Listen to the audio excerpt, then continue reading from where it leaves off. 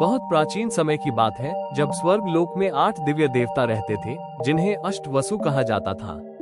ये थे ध्रुव, सोम, धर, अनिल, अनल, प्रत्युष, प्रभास और अह। इनका जीवन आनंद, शक्ति और वैभव से भरा था।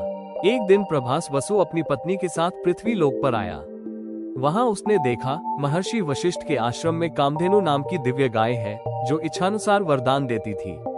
प्रभास की पत्नी ने कहा, स्वामी, ये गाय हमारे पास हो तो कितना अद्भुत होगा। पत्नी के आग्रह पर प्रभास ने बिना सोचे वशिष्ठ की कामधेनु चुरा ली। लेकिन जैसे ही ऋषि वशिष्ठ को इसका पता चला, उन्होंने क्रोधित होकर 8 वसुओं को शाप दिया, तुम सब अपने कर्मों का दंड भोगने पृथ्वी लोक में मानव रूप में जन्म लोगे।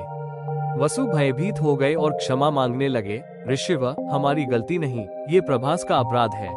वशिष्ठ बोले, बाकी 7 वसु केवल क्षण भर के लिए मानव रूप में आएंगे, फिर अपने दिव्य लोक लौट जाएंगे।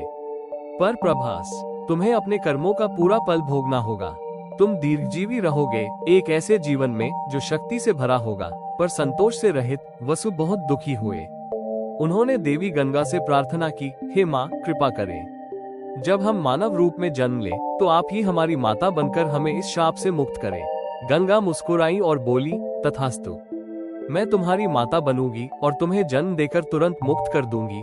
और इसी वचन को निभाने के लिए देवी गंगा ने राजा शांतनु से विवाह किया और अपने 7 पुत्रों को जन्म लेते ही जल में समा लिया, ताकि वे अपने शाप से मुक्त हो जाएं। लेकिन 8वां पुत्र प्रभास वसु, जिसे अपने कर्मों का फल भोगना था, उसे गंगा लेकर चली गई। वही बालक आगे चलकर बना भीष्म पितामह। देवता थे वो, पर मानव बन गए। अमर थे, पर नियति से बंध गए। तेज था उनका, पर तृष्णा अधूरी। व्रत था महान, पर कथा थी अधूरी।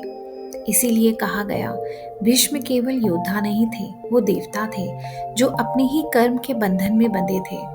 अगर ये कहानी आपको पसंद आई तो please like, share and subscribe ज़रूर करें, क्योंकि मैं अपनी नेक्स्ट स्टोरी में आपको बताने वाली हूँ कि भीष्म पितामह का नाम भीष्म क्यों पड़ा।